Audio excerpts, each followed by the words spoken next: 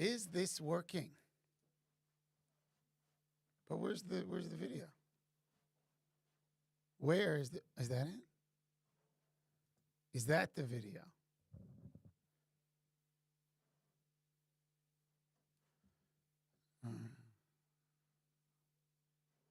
All right. You guys are going to have to tell me whether or not there's an echo. And I'm not even sure if anybody's watching. No clue. No clue. Let's wait a second and see. This is my first attempt doing this from the basement, you see. So, let's just have a look. Is it working? Is it working? How do I know if it's working or not? Is it working? If I go to YouTube, is it working? Does it show me I'm live? Okay. How do I know if it's working? Is anybody there? I don't see the... Oh, wait. Oh, there you go. Hi, Snowblind Bird. What is up, dude? Okay. Can you hear me? Can you hear me? Can you hear my voice? And see my ugly mug? Yo! And see my ugly mug. Oh, it's quiet. Is this louder? Is this louder? Ooh, look at the size of that thing. James Tabby. Is that louder? Is that working? There is a gray block on the side of what? Oh, yeah. What is that? That's supposed to be like a chat thing. Let's get rid of that. I don't know how to set this up because I'm dumb. Is that better? Oh, okay. I have 2 views. That is interesting. All right. Now it's telling me the stream's current bitrate is slower. Goddamn Australian internet. Am I frozen? I might shut this right down if I keep freezing. That's annoying. All right, how you guys going? So I posted that video, and then I thought, maybe I'll go live. So let's see. Let's see if that's a worthwhile thing to do. How are you guys today? You can let me know. I see there are currently 3 people. That's 4. Oh, 19 people. 19 people. All right. So, yeah, I posted that video, and I just thought you guys would like to see that I'm still as much of an idiot at 43 as I was when I was 19. So there you go. How are we doing out there in YouTube world? I think the last time I did a live, I was on school vacations with my kids. So this is my first one from the drum room. And so we're going to see if it works. Because if you guys say, yes, it works, then maybe we'll do more. That is something we can do. All right. Okay. So why you guys talk to me in the comments here? Let's talk.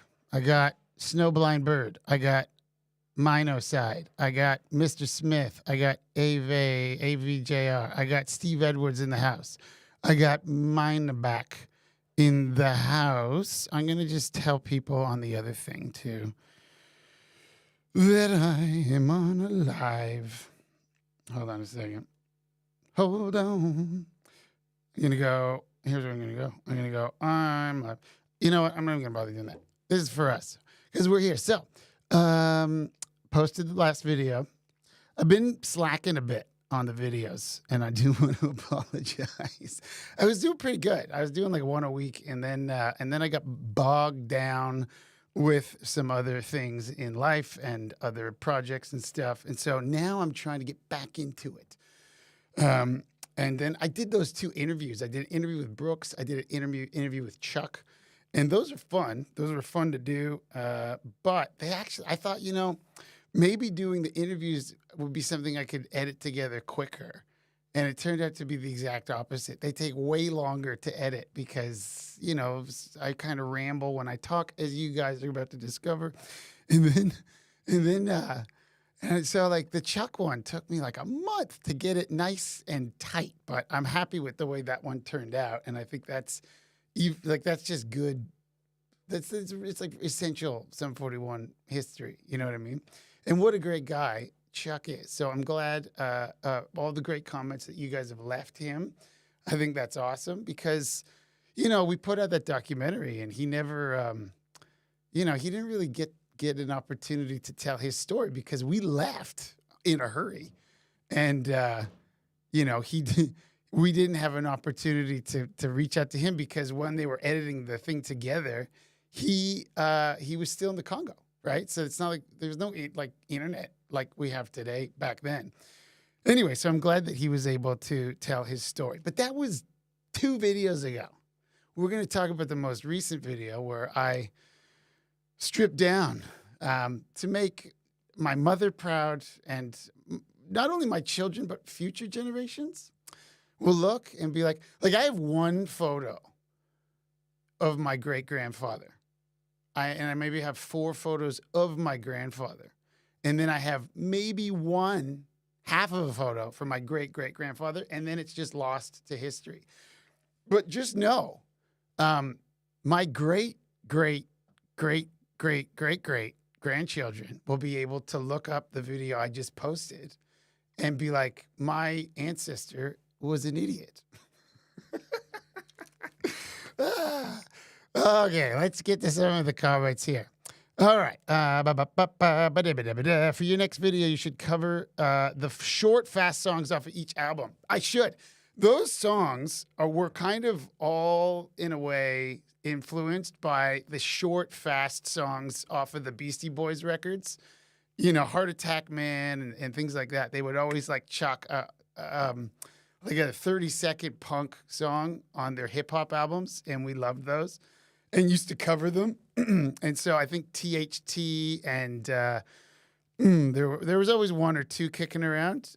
So maybe I'll do an episode where I just cover all of them in succession because they're just like 30 seconds of silliness. So ANIC, I don't even know if it has lyrics. Okay. I did do a Brooks Wackerman interview. Brooks Wackerman, drummer for Bad Religion and Infectious Grooves and Suicidal Tendencies, and now he is with Avenged Sevenfold, and he's an old friend, and he's one of those people that I've known him since I was probably 19, and he's maybe 5 years older than me, but it's like having a friend that's also that talented is kind of funny because you can just hang out with him like normal, but we didn't always get into the nuts and bolts of how he actually did things until I started really getting into the drums in a way that I'd never done before. You know, when I was in the band, I would play Sum 41 songs and I would tour with, you know, the band and occasionally do a show with the Vandals or something. But other than that, and the covers that we would do, I never played any other styles of music. And then when I started playing the drums again, I started getting into jazz and all this other stuff. And that's what Brooks kind of did. He was a jazz player, and that really helped all of his playing later. And so now I just bug him every time I see him. So the last time I saw him, his wife was like, you guys should do a podcast. So thank you to Kelly Wackerman for suggesting the idea. Hello from the Netherlands. What is up, brother? My opinion on Bad Religion. Love them. Great band. Cool dudes. Although I don't know all of them. I know Baker. I know Bentley. You know, they're an incredible band. The first album I probably heard from them was Stranger Than Fiction, which often gets slammed a bit because it was like their commercial thing. But I actually think that record's amazing and still listen to it. And then all the records with Brooks were also just great. I mean, phenomenal drumming. And I'm pretty thrilled that I got to see him that many times. Like I saw him so many times at Bad Religion, and it's like watching a magic show. And he would just do these like little flash of excellence every once in a while. And you go, God damn, that was beautiful. So yeah, big fan. Hey mate, are you an Aussie citizen yet? I certainly am, mate. Bloody Aussie citizen. You know, I got my citizenship to Australia last year, the year before maybe.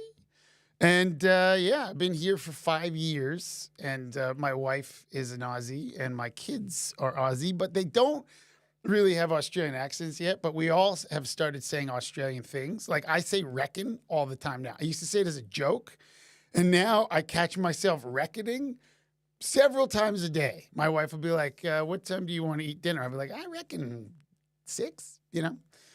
So I reckon quite a bit. I've always used swear words liberally, but now I just use them all over the place. It's I love Australians, man. They're the funniest people. I think they might be the funniest people of all people. It's a ridiculous place, but it's also awesome, and the coffee's really good. Everyone's cool and nice and funny. The Larrikins, it's great.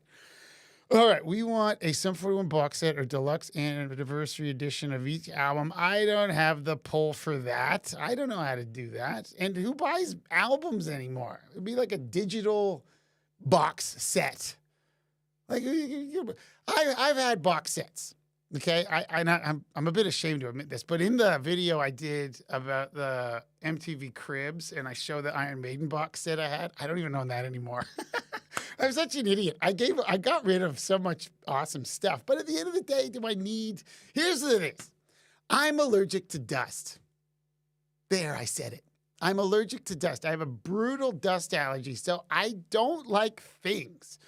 Things everywhere equal dust accumulation, and it bugs me. So I look at stuff, and I'm like, that needs to go away because it's filled with dust mites. And so I don't have any box sets. As far as the Sum 41 box set, I mean, do we need it, really? You know? Like, you know?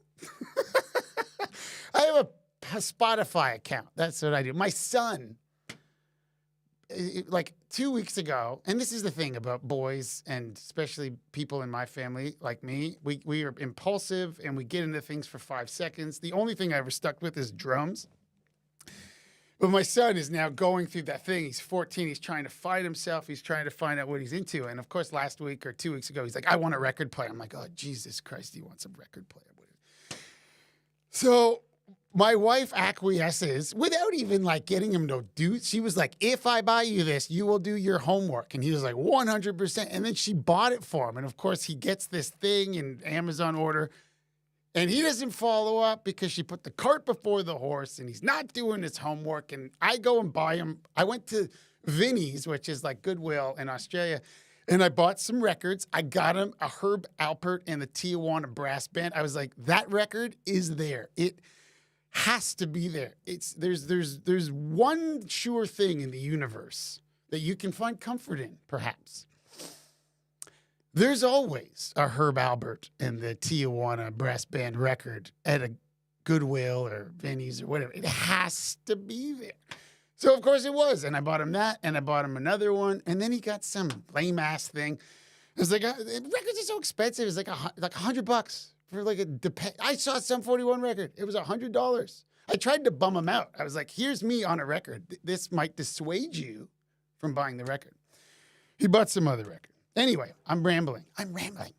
So, my point was, like things like that. My son's gotten into records, and now that he's just collecting dust. He's no longer into records. It was a 2-week thing. Do you need the box set? I don't know. You guys tell me if you want the box set, and I'll call Con.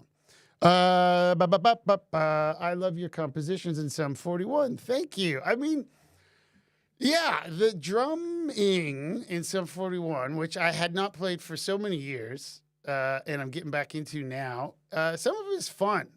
There's some cool fills and stuff. And I mean, you know, I remember recording those like a lot of the ideas too. Like I'm not, you know, I mean, they were my ideas or they were collaborative ideas. Like sometimes Derek would write a demo and it would have the drum part on it. We'd be like, well, obviously let's use that. And then other times I would work on stuff by myself, or other times we'd get together in the jam room and, you know, we would all try and help each other out. Like I might come up with a guitar breakdown idea. You know, I'd be like, what if we go like gunk, gunk, gunk, ga, ga, ga, ga, ga, ga, or whatever. And if you can speak the other guy's language, even if you can't play it, like Derek can play the drums And he's good at coming up with rhythmic ideas. So, we would work on it together. I'd come up with stuff on my own and practice or whatever. But, it's fun. It's fun to get back into it. And I will say, at 44, I'll be 44 in a couple weeks. Like that song I did in the most recent video, Dave's Possessed Hair, that's fast, man. And I kind of had to relearn how to play in order to do that tempo and things like that in order to not hurt myself, which, we're getting old. I got glasses. Hair's falling out. But I'm working on my man boobs. I can almost do 2 pull-ups. So that's progress. Anyway, are you friends with Jeff Burrows from the Tea Party? Nope. Top 3 Green Day albums, Dookie, Nimrod, and the one that came after Dookie, those ones. I don't remember the name of it, but those first 3 were pretty rad. What did you have the most fun making? What album did you have the most fun making? I don't know if probably All Killer, No Filler. And I think now that I'm a bit older, I can get into the whole recording thing. And I never, when I was younger, had the attention span or the patience to learn the process of recording and all the mics and the sort of science behind it. I kind of have to now because I'm trying to make my drums sound good for you guys. But I don't. I probably had the most fun with All Killer No Filler because Jerry Finn was the producer and he was such an awesome dude and so funny, so funny, and it was it was really special relationship we all made with him because he was just awesome. I loved Jerry, we all did, and that was it just because it was fun and he was funny. That was the most fun recording session. Let me see what else we got here. Boo-dee-boo-biddy-boo. Any update on your collab with Fat Mike? I'm helping him with some drumming on some songs, and I did one a couple weeks ago, and I think it's mixed. I think he said he has some more ideas, and that he'd like me to work on. I said, anytime. You just let me know. I just saw on his Instagram, though, he seems to be on a death march across Catalina Island right now. So will I do more stuff with him? Sure. I just sort of, when he sends me things, I'll go, oh, yeah, okay, there we go.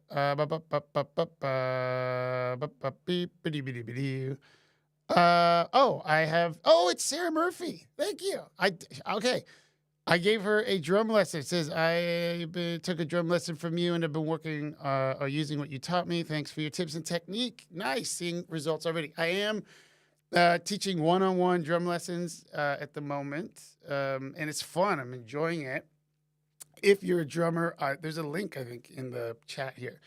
I'm going to start putting together a punk drumming course, which the name punk drumming, it's more like I don't consider myself a punk, but I do think at its core, Sum 41's drumming, the foundation of it is punk drumming. It's really like up-tempo drumming, and the drummers that inspired me, Eric Sandin from NoFX, Trey Cool, Josh Freese with the Vandals, Brooks Wackerman, Bad Religion, Travis.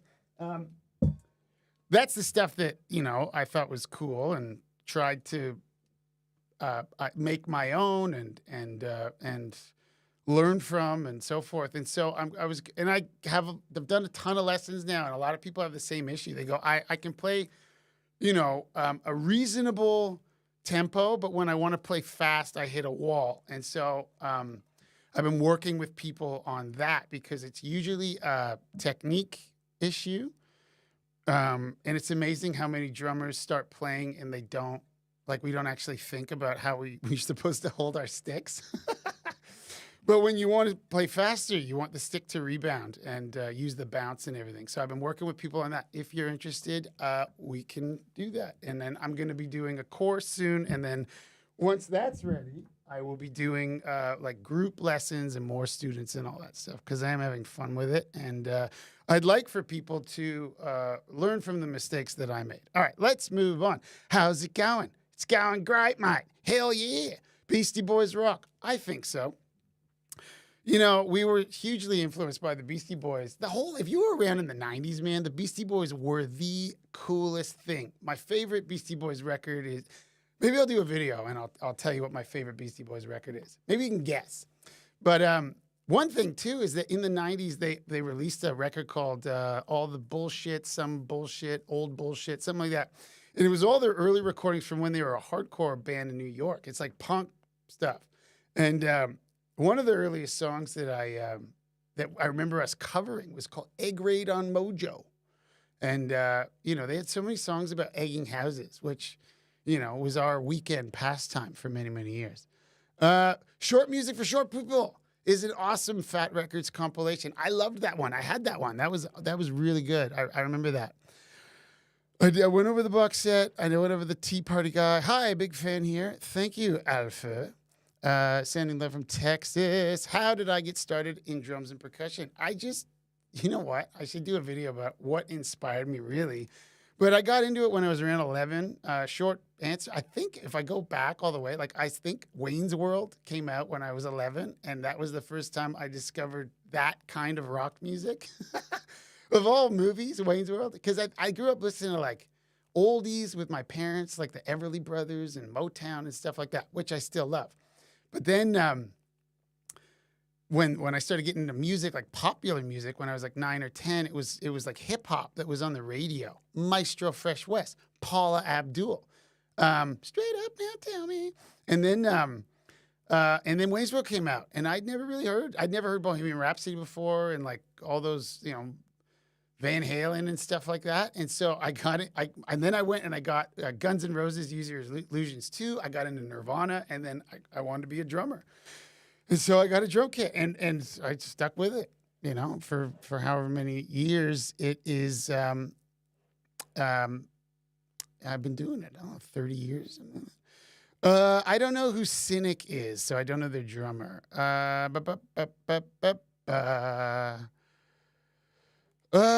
Steve, I feel like your drumming hit stride during Does This Affected. Yeah, well, I think Half Hour Power, we were pretty new. So we just gotten signed, and we started, and the label knew. They were like, you guys need to like cut your teeth a bit. And so there is something about, at the time, I don't know what it's like now, but at the time, we were signed by the right label. It was Island Def Jam in the States and Aquarius Records in Canada. We were on an indie in Canada because Universal Music, which owns Island Def Jam, passed on us. So Universal Music Canada passed on us first. And then a Universal Music Island Def Jam signed us much later, maybe a year later, I don't know, 6 months later. And so when we signed the deal, we said we're excluding Canada because they passed on us. And so we were on an independent label called Aquarius Records in Canada. And everybody was working together, and we had, you know, like people who recognized we were young. We played local shows, and we played a lot of local shows, basement shows at the Chameleon Cafe, like Battle of the Bands in Toronto, little tours, like going to London, Ontario or something like that. But they're like, you guys need to get better, like, and really cut your teeth on the road. And so we went on tour. I think we went on tour with Face to Face, and we went on tour with, that was probably our first tour. And we started playing a ton. And the album, Half Hour Power, was just our set, our live set. That's why I had a drum solo. It was just the live set on a record, pretty much. The same set list and everything. And playing those 300 shows and just constantly touring and playing to a click track, and then getting into All Killer No Filler, and then touring that for 300 days a year, tons of shows all around the world, also playing the click track, recording now 2 records, and then Does This Affect. And the other thing is that we started playing with other musicians. Like when we were doing All Killer No Filler, we did the Warped Tour, and I got to see Josh Freese up close. I got to see Brooks up close. I got to see all these Byron from Pennywise up close. And I would learn things. And I think all of us got better by doing and by watching and by listening to different styles of music. And eventually, you know, we did improve. And so we also wanted to challenge ourselves, and we didn't want to just be like I think we could have been like, let's go down the In Too Deep road and just do pop hits, or we could have gone this other road. And then we went the other road because I think that's what we were more into. But we had to level up our playing. So when we did the Metallica MTV Icon, I've done a video on that if you haven't seen it. Like, you know, looks pretty tight. And I'm glad. That's one of the coolest things we ever did. Anyway, I'm going to move on to another one. You sexy man. Oh, mate. Thanks, buddy. I can do 2 pull-ups. Where am I? How come what we're all about made it into Spider-Man? How did that happen? I don't really remember. I think we were in between albums, All Killer No Filler and Does This Look Affected, and we were approached to have a song for the Spider-Man movie soundtrack, and they asked us what we wanted to do.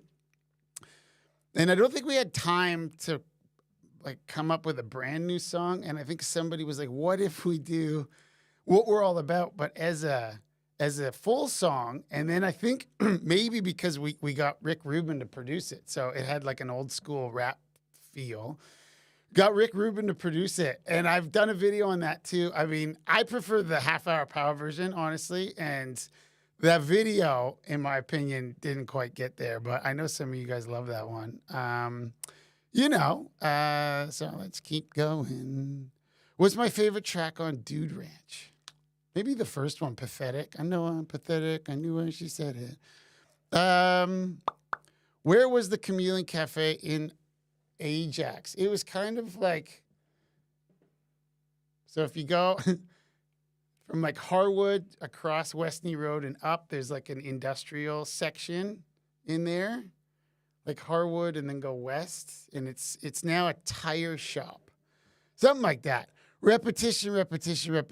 Am I repeating myself? Oh God, I'm repeating myself. What movie is that from?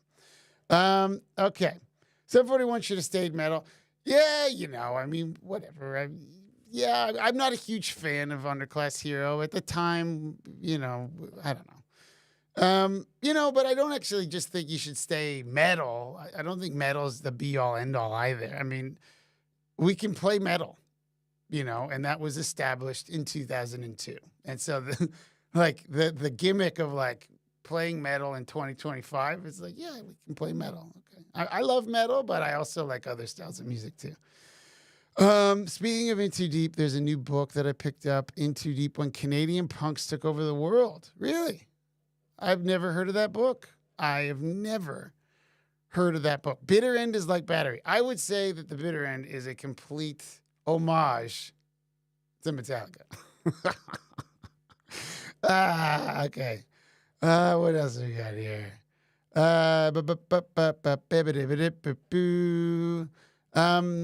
Yeah, I love the back and forth on Pathetic. I like that. And somebody had that element at first because we had Derek and John Marshall as the singer in the very beginning of the band, and they did that similar kind of back and forth thing.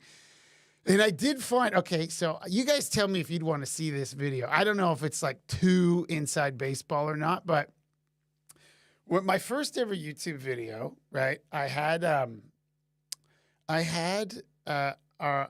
found our first TV performance at a TV show called Jonavision, which was a CBC show in the 90s for kids, like after school talk show for kids. And they did a Battle of the Bands kind of thing, and we performed on that with John, and we played one of John's songs, and the song, I couldn't remember what it was called. Turns out it's called Sunday Morning Comics. And I found the old album art, and there's a bunch of other song titles in there. I don't have the cassette anymore. I just have the album art. John left to start this other band called Closet Monster, and somebody sent me a Closet Monster demo, and on the demo is a song title that is the same song title as the earliest Sum 41 album cassette art, demo art that I have. Same title. Is it the same song? Should I do a video and talk about it? You guys let me know, because that would be like, wouldn't be the original version. I think that one's lost to history, but I will say that I heard it and it's the exact same song. The only difference is that it's John and this other guy singing it instead of John and Derek singing it. But it kind of gives you a window into what the very earliest Sum 41 song would have sounded like. Let me know if that is something that anybody would want to, see because I don't know, give me some ideas. Give me some ideas. All right. Okay. Just do video, Steve. We will watch. Okay. I will do that. I'll get around to it. I'm just being lazy. But it's not the one with astronaut. It's one earlier than that. It's earlier. It's before Dave was in the band. It's before it was me, Derek, and this guy John Marshall. So before Dave, before Cone, and the only other song is from John Vision called Sunday Morning Comics, and that's my first YouTube. If you haven't seen that, go all the way back and you can watch it. I think it's actually a pretty good song for a bunch of 15-year-old kids, and the other one's kind of cool too. All right, what else? How did I learn to rap while drumming? Well, because I have game, clearly. I don't know. It's not that hard because the drum beat just is like boom, boom, boom, boom, boom, boom, boom, boom, and that repeats. So if you can do that, and then you just rap over it, that's the trick. There is something about being able to vocalize things while drumming, and it does add an extra layer of coordination. So I actually do that all the time when I'm practicing. I'll count or I'll sing out the melody I want to play in my hands if I'm improvising or whatever. But anyway, that's how I did it. Yeah, Underground Monkey Operations is what it was originally called.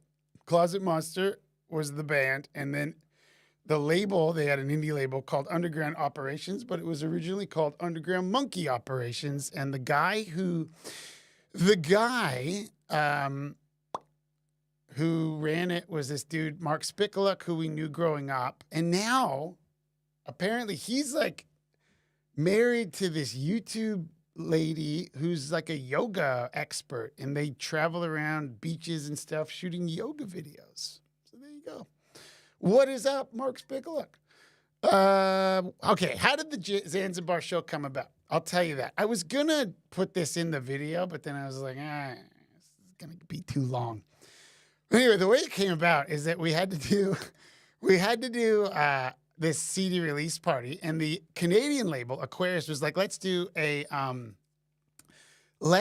CD release party, but let's have a fun theme. What do you guys want to do? And we were like strip club, like classic rock and roll, Motley Crue, shots of Jack Daniels. Like, who the hell did we think we were? At 18. I think I was 18 as well at the time. So legally too young to drink in Canada anyway. So we said strip club, and the label was like, yeah, great idea, but maybe you guys should strip. And we were like, what? No. They're like, it would be hilarious. You guys are stripping. And we're like, okay, fine. It didn't take much to twist our arm back in those days. And like I said in the video that I uploaded, like the early 2000s was a ridiculous time for bands. Like, I think people have gotten serious now, and like, not always, because there's exceptions and stuff, and pop music is certainly having a lot of fun. But some bands, they're just like being a bit serious these days. And the early 2000s, we certainly were not. And so we were like, hell yeah, let's do it. And we did we did rehearse it in front of my mom, because we did practice at my house. And my mom was like, all right, let's see it. And we were nervous. She was like, she said that. She was like, you need to do it in front of me. Or like, if you don't have the balls to do it in front of me, you don't have the balls to do it in front of an audience full of people. Let's go. And so we did it. And she was like, okay, that's pretty. I think my sister might have been there too. They're both dying laughing. And then we did it. So it came about like that. Like, we initially had this fantasy that we were somehow as like rock and roll as Motley Crue, and then reality crashed in our faces. Next thing I know, I'm wearing a thong on stage in front of a bunch of music people. Okay. Am I gonna watch the Simple Plan Prime doc? I don't think so. I'm not gonna say anything bad about those guys, because we did have a beef with them. Maybe I'll do a video about the beef. But I think I ended the beef. I remember making up with them and being like, I don't want to fight with anybody. I don't need that in my life. That was right before I left the band. And they were cool as dudes. Like the singer guy is cool, and the guitar player, the drummer. I don't know. I don't think that guy ever warmed up, and that's fine. I think the other kid was annoying, but he's not in the band anymore. But I never really liked their music. It's just too bubblegum for me, and I don't really watch music documentaries at all. I watch war documentaries and things like that. Like, I don't care. So, no, I won't be watching it. But if you are into it, you should check it out. Do you plan on having other bands or guests to rock out? All are welcome. And if we have the technology, I mean, I don't think makes sense for people to come here in the studio, but a virtual thing would be great. And everyone is welcome, and maybe we can do that. What else we got here? What was it like playing with Tommy Lee? Playing with Tommy Lee was awesome because he is absolutely hilarious and super fun. He's the kind of guy that you meet him and right away you're best friends, right? Like he's like a giant cartoon character. He's got so much energy, so much positive energy. I haven't talked to him in 20 years, but lovely dude, hilarious guy. And the first thing we did with him was the MTV 20th anniversary. Did the MTV 20th anniversary with him and Rob Halford from Judas Priest. And then afterwards, like I don't think we ever saw Halford again, but we saw Tommy a ton. And then we toured with Motley Crue, and we would hang out with them all the time. And when I was still living in Toronto, if they came to town, I would go see them. And great guy. Where are we? I think something happened where I got more. God damn it. There's a lot now. Sorry. It takes me a long time to read. A live Stevo. Yeah. So also let me know if you guys like these lives. The last one I did was a few months ago when I was away for school holidays. And then I was like, I'm going to do it more often when I get back. And then I just never did. What else? Oh yeah, I've got, okay, this, cause I'm old. Okay. I got the glasses, old face. The technology is tricky, but I've got a buddy helping me set up this streaming thing. But for Twitch, to maybe play some live things if people wanted to do that. And then I also thought it'd be a fun way to chat as well. So I might do that soon. So if that's something you guys think would be cool, let me know. I don't know how many of you watch that. And then also I'm going to have a Discord that is almost ready. I talked about that before. So I'm going to have those ready soon. So those are two announcements of things that are coming. And then I'm doing drum lessons as well, which I mentioned. So Twitch coming, Discord community coming, and also private drum lessons for you drummers out there. All right, where are we? Didn't Marvin Prince teach you guys how to rap? I don't know who Marvin Prince is. There's MC Shan, if that's his real name. I have no idea. But MC Shan, who's like a New York rapper who worked with Snow, helped us with some rapping. Like we came up with the ideas before we ever met them. We would just do it for fun, but to record it with the right doubling up and stuff, we were helped by MC Shan, legendary New York rapper, who is the guest vocalist on the original version of What We're All About.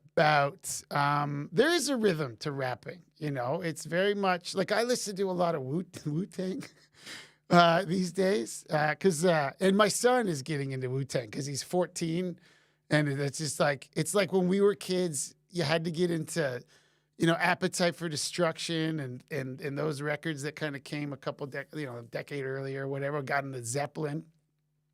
Kids are getting into Wu-Tang. And so I'm listening to Wu-Tang all the time. Man, some of their rhyming cadences and the syncopation of their words.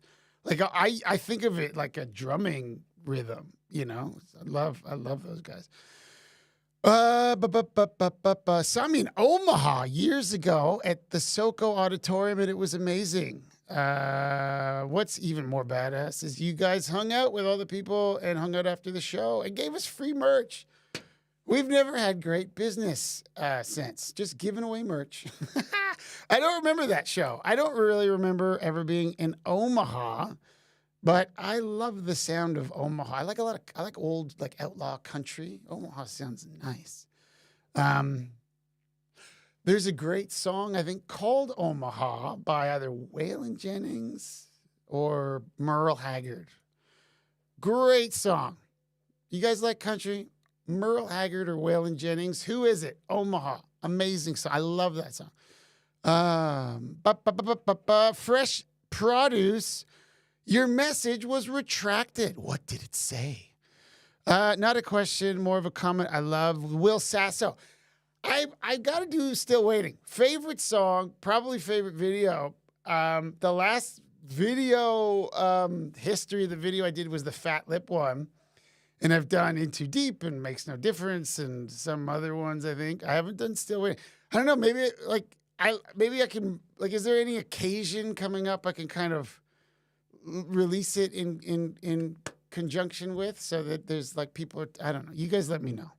Great. He was hilarious. Will Sasso was hilarious. Best part of the video and so funny. I love that video.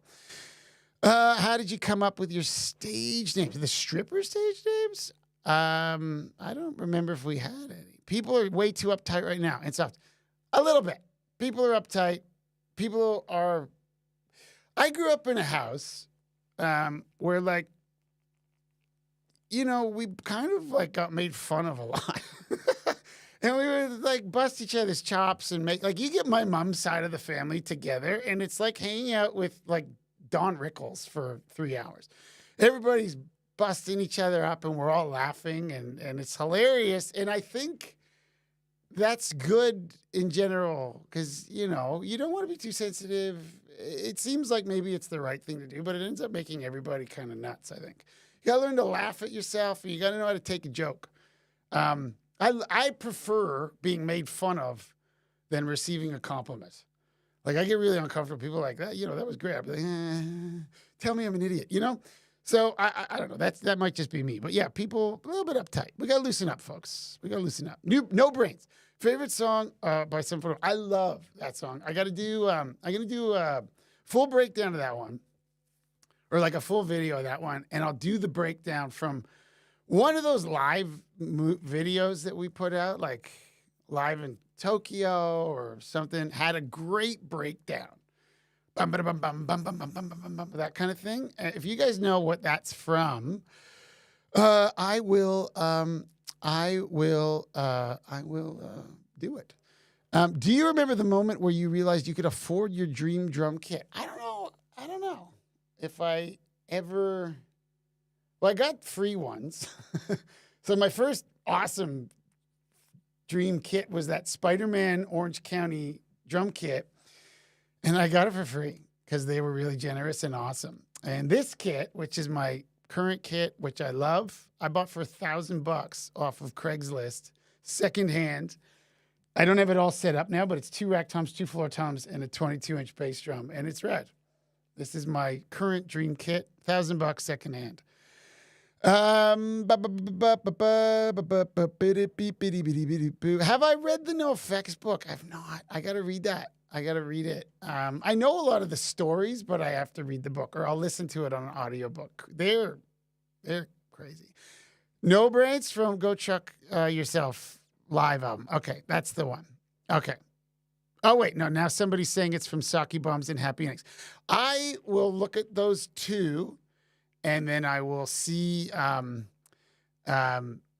see which one. They might be slightly different. I'll pick the one that I think is better. The breakdown. Okay. Have I ever met Mike Portnoy? No. And to be honest, I didn't really know who Mike Portnoy really was until I started watching other drummers like Estepario Sabirano like Drumeo videos and things like that. And he shows up. I was like, who is this guy? I didn't really know. And then I got into that City of Evil record by Avenged Sevenfold. I love the Revs drumming. I didn't really get into it at the time. I don't think I paid attention. But since getting back into it, that album's amazing. Like every song is awesome, but every song, the entire record is amazing, but the first 6 songs are ridiculously amazing. And the Rev was so good. And he was into Mike Portnoy and Vinnie Paul from Pantera. I love Pantera. I've met Vinnie Paul. We used to hang out with him at his strip club called the Dollhouse in Texas. We would always go when we were in town. But I never met Mike Portnoy, and I don't really listen to Dream Theater. I've tried. It's not really for me. But he seems like a cool dude, and he's an awesome drummer.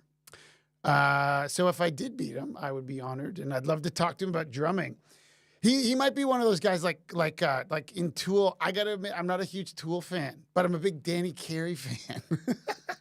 I love his drumming, and some of the songs are cool, but I don't get into the whole thing quite as much. Okay. Have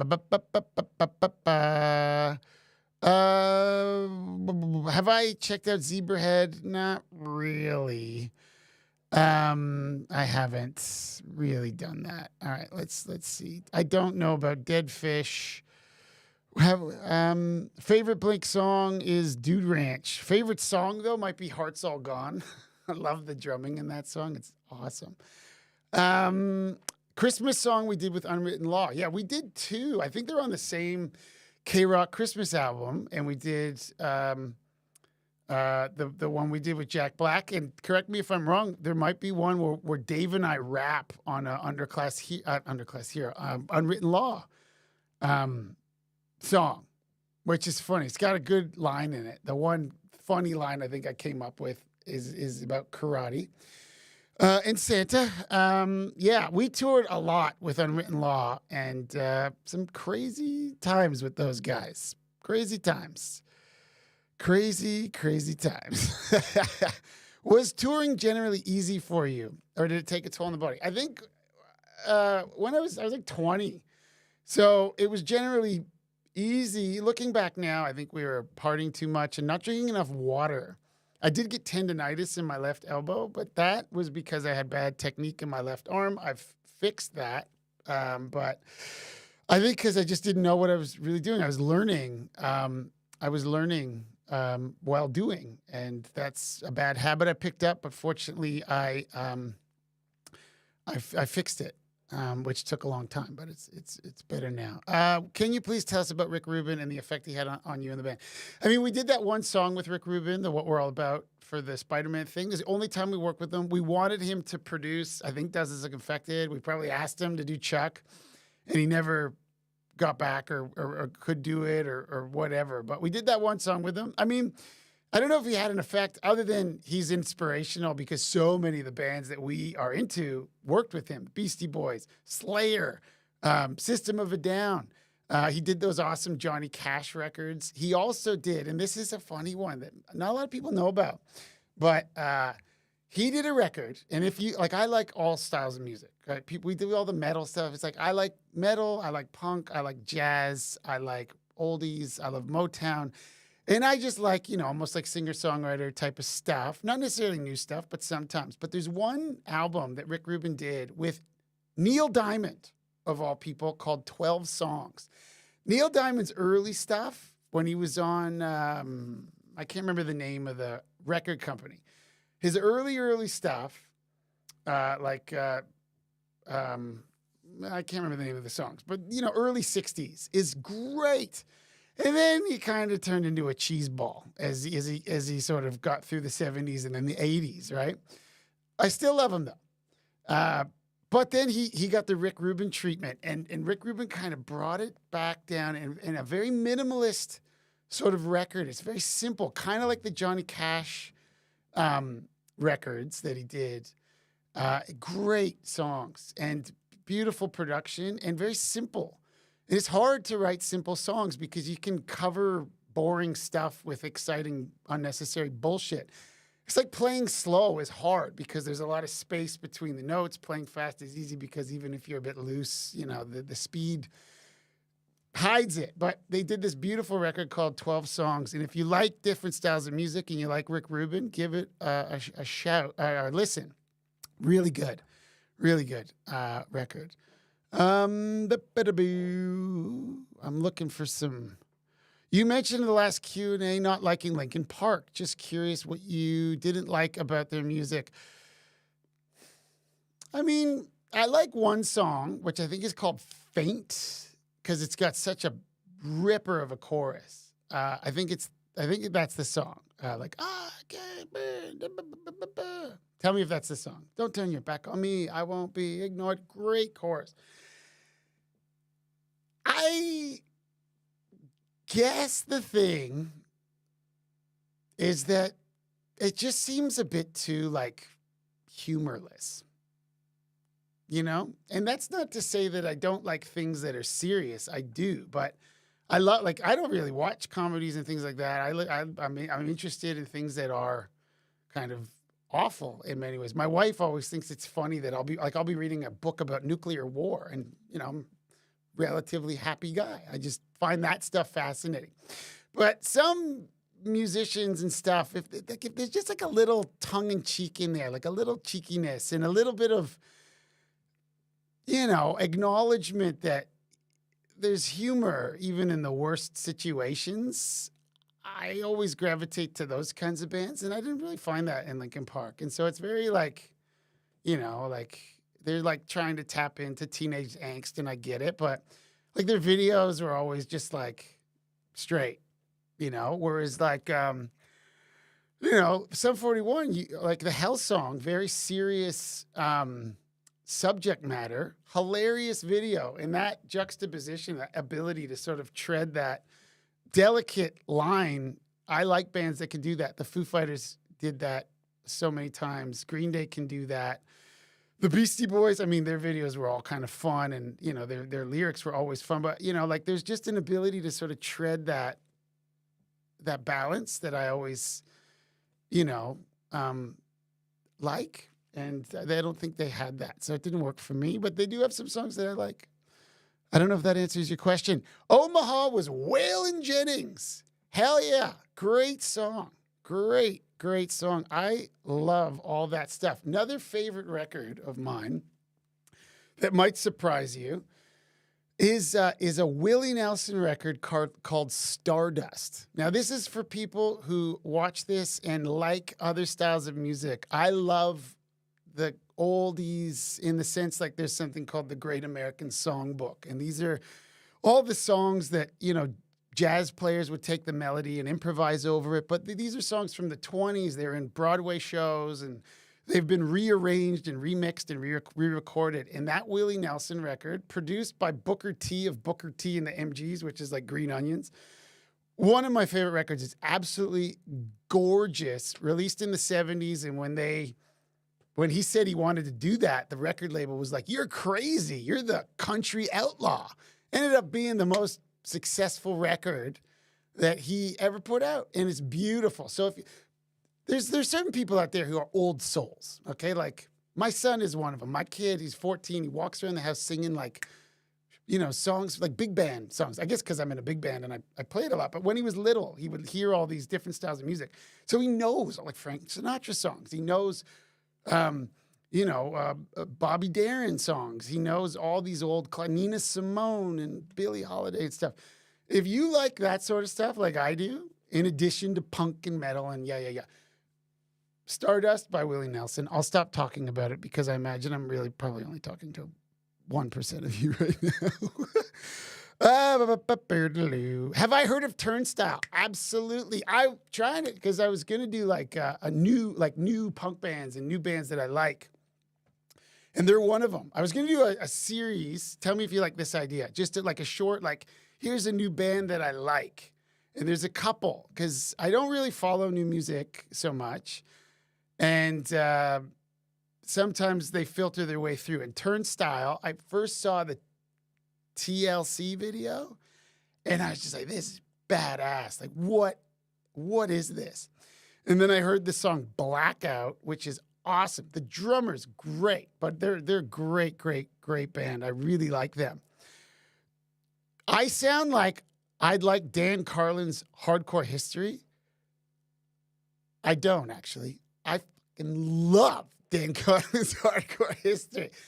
Anybody out there who likes history, you got to check out this podcast, because he'll do these like multi-episode, but each episode is like 4 hours long. It's like listening to an audiobook, and they're fantastic. Here are my favorite ones. The World War I one, which is called Blueprint for Armageddon.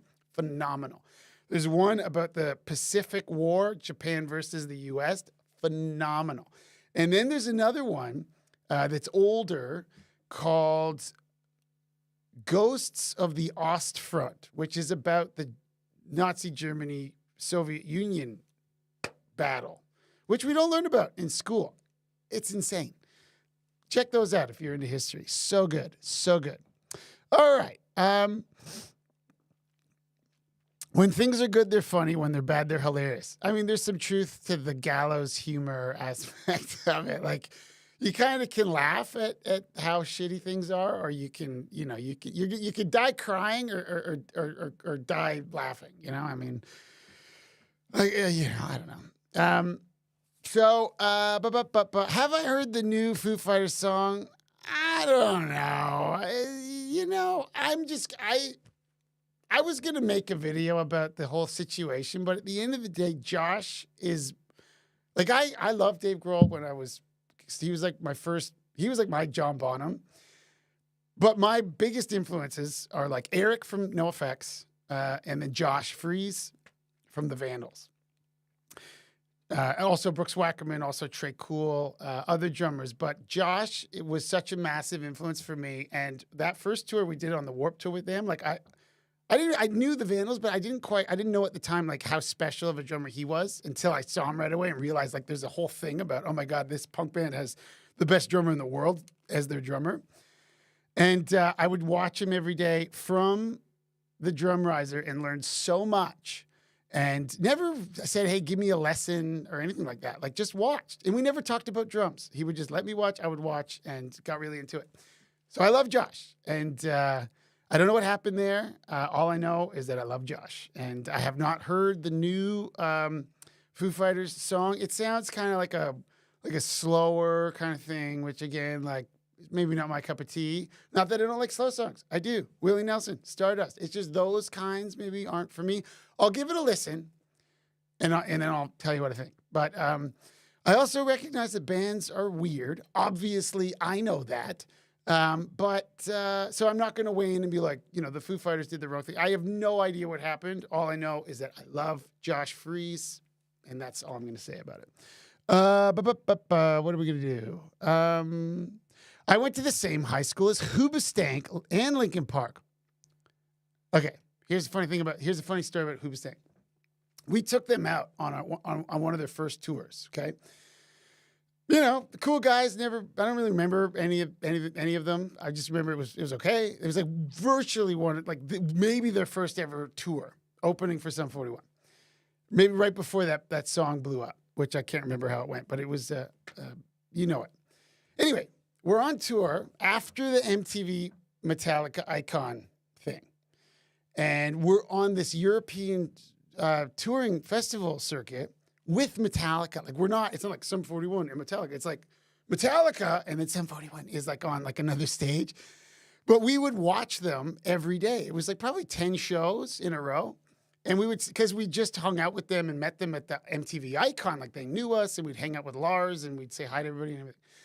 So Conan and I go up on stage to watch from the side of the stage. And it was kind of like right after St. Anger, but they were only playing Black Album and earlier. It was amazing.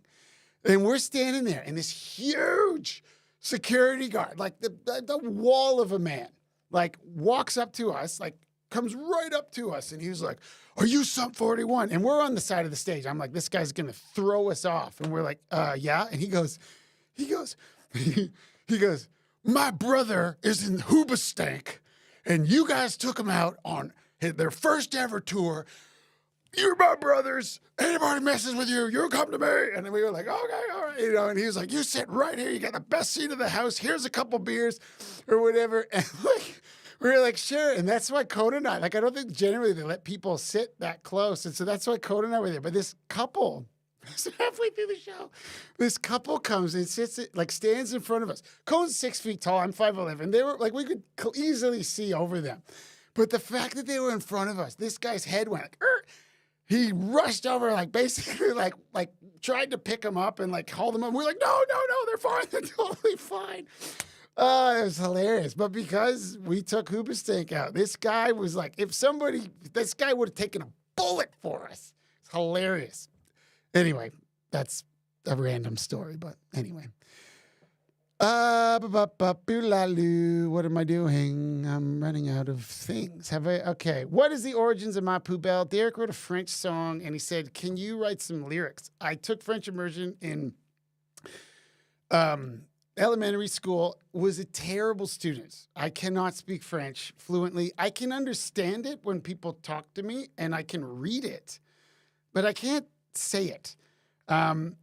For whatever reason, probably because I was a bad student. But anyway, he was like, I need some French lyrics. So I just wrote the first thing that came to my head, which is, you know, clearly because it's me, I go straight to the gutter. And so the song is probably in terrible French. And it's like, it's like, you're my garbage can. It's like a love song to a lady. And he's like, you're my little garbage can, because I've always thought the word poubelle, which means garbage can in French, is really cute. It's a cute name for a garbage can. Ah, ma petite poubelle, you know? It's like, she's like my mon chéri, you know? That was the idea. But instead of like mon chéri, it is my garbage can. Do I like big band swing? Hell yeah, I'm in a big band in Australia. I joined a big band, and that's the only band I really regularly play with. We practice every Sunday, and we play shows. I played a jazz festival in a town called Merimbula last month in Australia, and it's like a big band jazz festival, and we played 2 sets. It's like Count Basie and, you know, Sinatra songs. It's so fun. I love it. I got into it because I started playing jazz drumming, and I wanted to learn how to read charts, and so that's what I'm doing. So I do that. I love big bands. I love, you know, Buddy Rich, Mel Lewis. You know, there's so many great drummers from that era. Yeah, I'm a fan. It's so fun. It's so fun. Like when you're swinging, right? And you're like carrying a 22-piece orchestra. It's fun, especially when you play some of the up-tempo songs. Anyway, yeah. Glenn Miller, we do a few Glenn Miller songs. And honestly, like, it reminds me of my grandmother, who was super into that stuff, and she was all about going to those dances.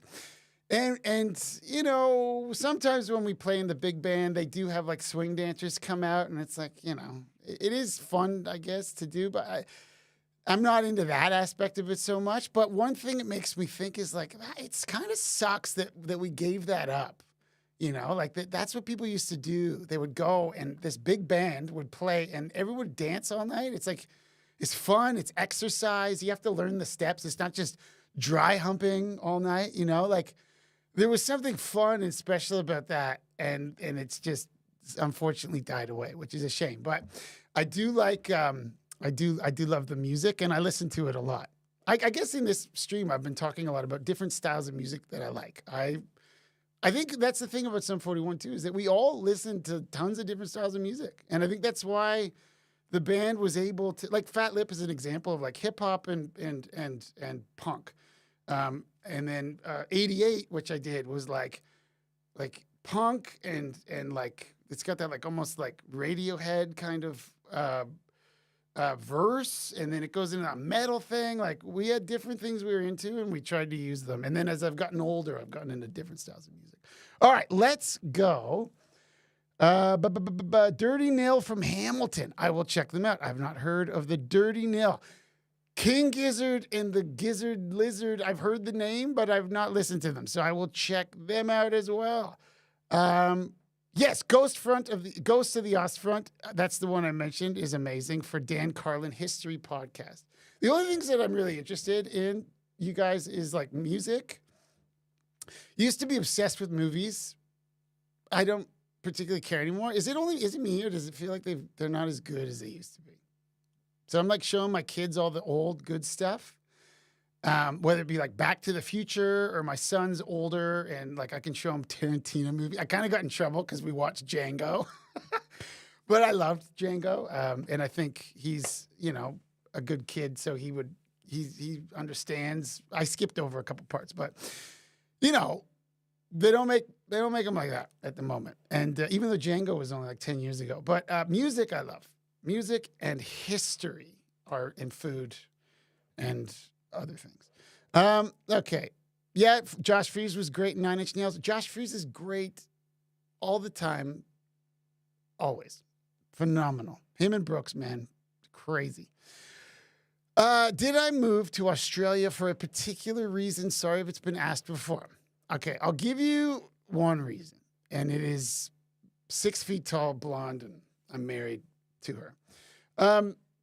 My wife is Australian, and she wanted to move here because she thought it'd be better for the kids. And when I got here, I realized it's great for kids. So that's why we're here. It's awesome. I've always loved Australia, but now that I've lived here for so long, I really love it. I mean, it really is a lucky country, and it's a funny place, man. And I love, like you guys know, I like funny things, and they're hilarious. They're so funny.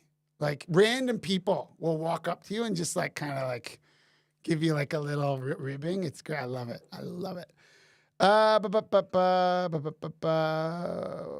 What is my favorite style of bacon if I live in Australia? Stevo, since you've been all over the world and currently live in Australia, what is your preferred style of bacon? Streaky or shortcut English back bacon or Canadian? Really, I don't really eat a lot of bacon, but in Australia, I do get a bacon egg roll every once in a while, and whatever they use, that's what I like, and I get that.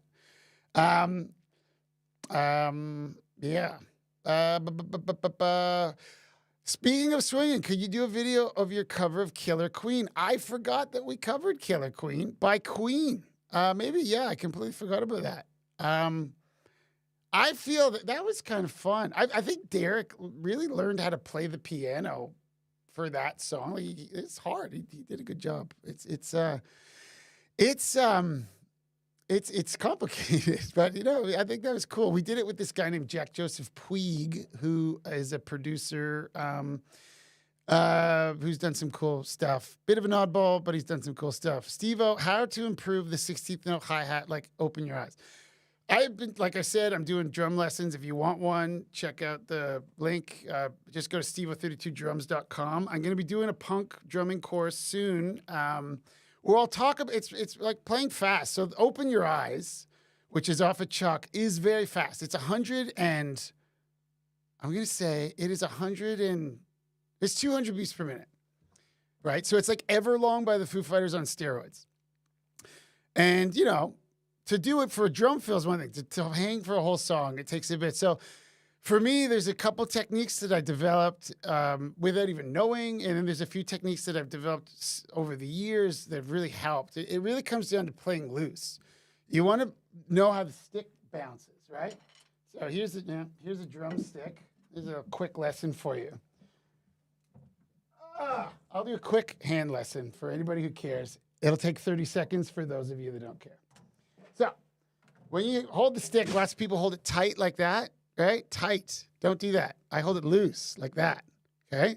So I can bounce the stick, right? You want to be able to bounce the stick. And so if you're not bouncing it, you're doing all the work and it's coming from your elbow. And your elbow is not made to go that fast. So you're just going to force it. You got to bounce it. You can use your fingers, but I use my wrist, and I use a couple other techniques to do that. And so you can play, as you get faster, you can actually, like you're not breaking a sweat. I could probably go maybe to 220, 230, just all wrist, all bounce. After that, I don't really play songs that are faster than that, so I don't practice that fast. But you want to make sure your grip is open because the stick needs to move. All right? That's a little 30-second drum lesson, but most people they're holding too tight. All right, let's go to some more, and then I'll probably wrap it up. Okay. Hello, Kazia. 3 a.m. I know I'm always doing these when it's late for you. Tell me if I'm pronouncing your name right, because at this point we need to be on a first name basis, you know? Favorite drum parts you've ever said 41. I mean, that one in Open Your Eyes is pretty cool. I completely forgot about that song. I think No Reason has some cool fills and stuff. No Brains is a cool one that I've always liked. 10 p.m. in Canada. Oh, geez. We're up too late. So, yeah, I'll wrap this one up. Okay. In one of your previous videos, you said you didn't play the drums for a long time after you left Sum 41. When you did start again, was it like riding a bike, or did it take some time to get your chops back? It took a lot of time because, like what I just said about the bounce, I could do that in my right hand. I couldn't really do it in my left. And I was like, I had elbow problems. I was like, I need to fix my technique. So I actually spent a ton of time just like doing all the fundamental stuff that I kind of skipped when I was younger and relearned how to do it. Because I think as you get older, you know, you have to play a different way for longevity. If you're muscling it out at 50, at 60, your body will just fall apart. When Gil Norton was hired to produce Scream Bloody Murder, did you butt heads with him? I didn't. I think Derek did. But in many ways, that record was like all Derek. Like I'm proud of the drumming on that one, but that was very much like Derek's, like, I don't know, like opus or whatever. And I think it just wasn't working. And for whatever reason, I have no idea why. I've been pretty upfront by saying, like, I don't pay a lot of attention to what's happening in the control room. And then it just wasn't working. And so Derek let him go. And I think Gil Norton was maybe, you know, saw it coming. I mean, that guy's done a lot of great records. So I don't think it was, you know, like a huge bad thing or whatever. I don't remember how exactly it went down. I just knew it wasn't working. And Derek wasn't working well for whatever reason, and so he fired him. But that's really all I remember. I don't really remember anything other than that. But he was nice, English guy. He was fine. I think that he did that one Foo Fighters record that's awesome, and probably other ones that I can't remember. How come I stopped singing songs after Does It Look Affected? I know you've said you only like singing funny lyrics, but you and Dave added something extra when you guys sang. I don't know why. I'm not sure why. I think with the rapping stuff, I thought it was very much like, I don't know if I wanted to keep doing that forever. I thought it was something that was funny early on. And so I didn't feel like doing that. And then as far as singing, like, I'm not like a singer. I'm a goofball, right? So, you know, listen to my voice. Nobody wants to hear that. Am I a fan of Propaganda? Absolutely. They're badass. And some of their newer records, I haven't listened to the new song, but some of their newer records are so good. Victory Lap, amazing. Back to the Motor League, amazing. But their first two albums, How to Clean Everything and Let's Talk More Rock, were huge for me. I can't remember if the other guys were into it, but those two I listened. Like, I know every, you know, like I can air guitar to it, I can air drum to it. I know all the lyrics. Jord, drummer for Propaganda, is one of the most underrated drummers. Nobody really talks about him, but he's so good. He's so good. How often do I practice? I practice all the time, at least an hour a day, maybe. Or I try and get in an hour if I can. But now, because like I said, I'm in the big band, I have to practice these charts and stuff. That takes up a lot of my time. And then for a song like Dave's Possessed Hair, I kind of just listened to it a couple times, did a couple takes, and, you know, I didn't spend a ton of time. Is it true I had tuberculosis? No, I never had tuberculosis. No, I have. Where is that? When was that? When was that a rumor? That's a rumor I've not heard of before. That's a new one. No, I have not have had tuberculosis. Yeah. like Doc Holliday in what's that? White Earp or what movie is that in? Such a great Val Kilmer's great in that movie. Do I watch Rick Beato videos? I do. I think he's awesome. I've actually learned a lot just watching his videos about like music theory and things like that. Because I'm a drummer, you know. I don't know how that works, and so I've watched a bunch of his videos, and it's like, oh. And when you get into it, you're like, wow, that really makes a lot of sense. Like the key, the order of keys, flats and sharps, and all that stuff. It's like, oh, it makes sense. So when I play the piano, I play a little trumpet. Like I can read the music now and stuff. I think he's great, and I like his take on things, and I like when he listens to new music and, you know, gives his honest opinion. Sometimes it's good, often it's not good, but you know. And then I love when he goes and listens to old music. Like there was that song by Sergio Mendes. He goes over and it's like the most insane chord structure and chord progression and key changes for like a pop song. That one was great. I like Rick Beato. I think he's terrific. I know some people don't, but I think, I don't know why you wouldn't. I don't know why. Okay. Let me do a couple more. I'll end in a couple minutes because I need to pee, and I'm sure you guys also need to go to the bathroom. Okay. Was it Never Let You Go? Was that the Sergio Mendes song? I can't remember.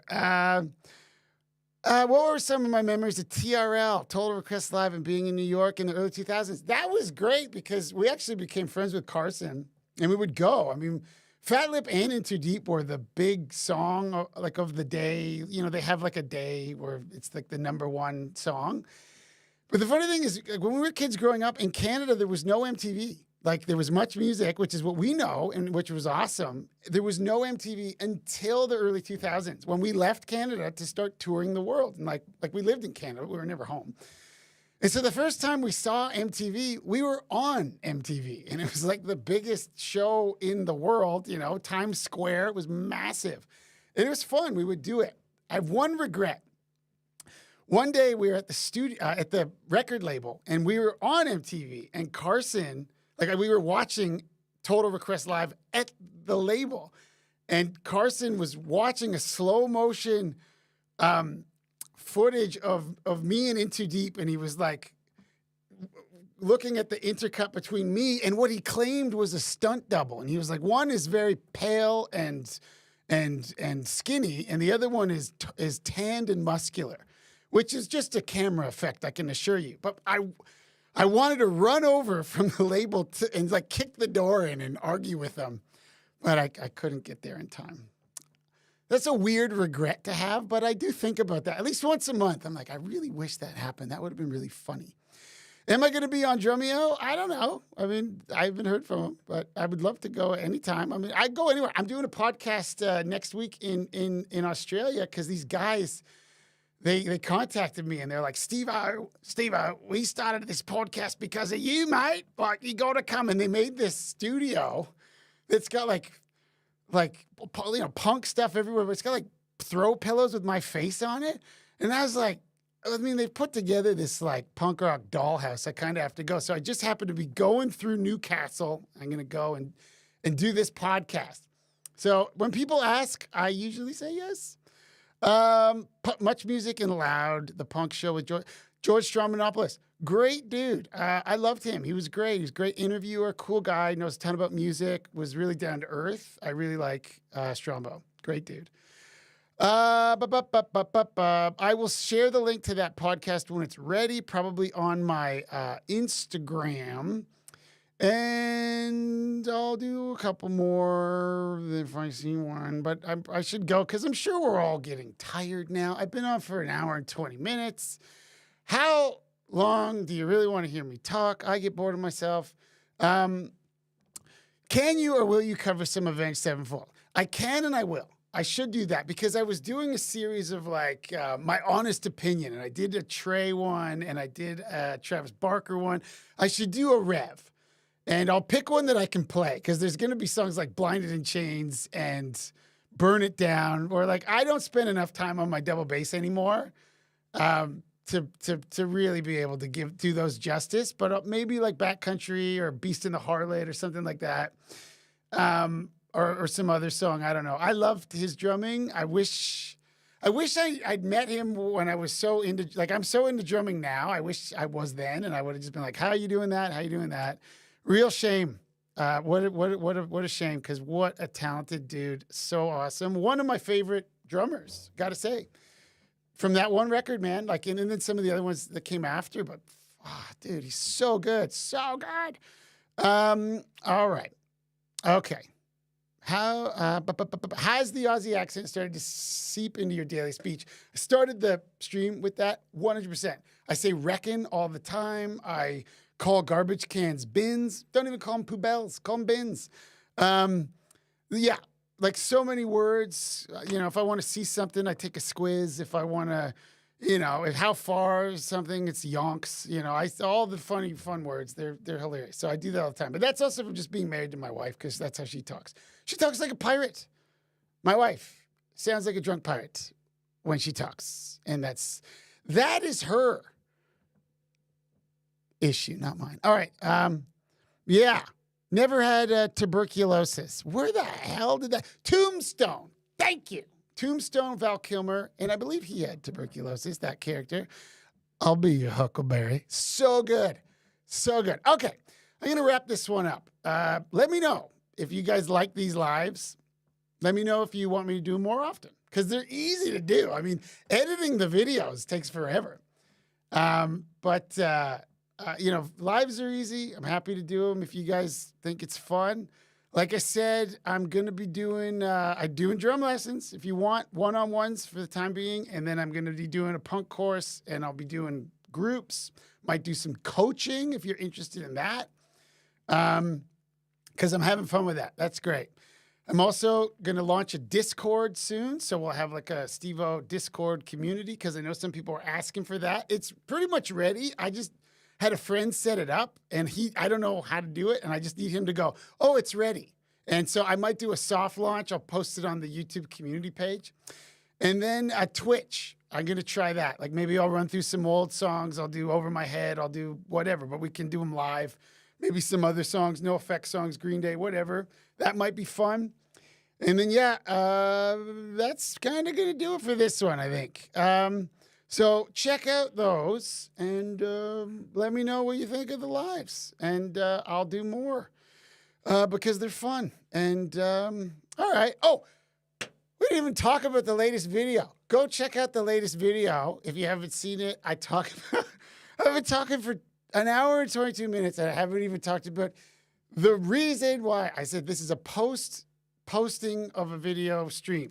So I talk about the 25th anniversary of Half Hour Power and how we stripped at a Toronto strip club for the Canadian music industry at our CD release party. That was like our introduction.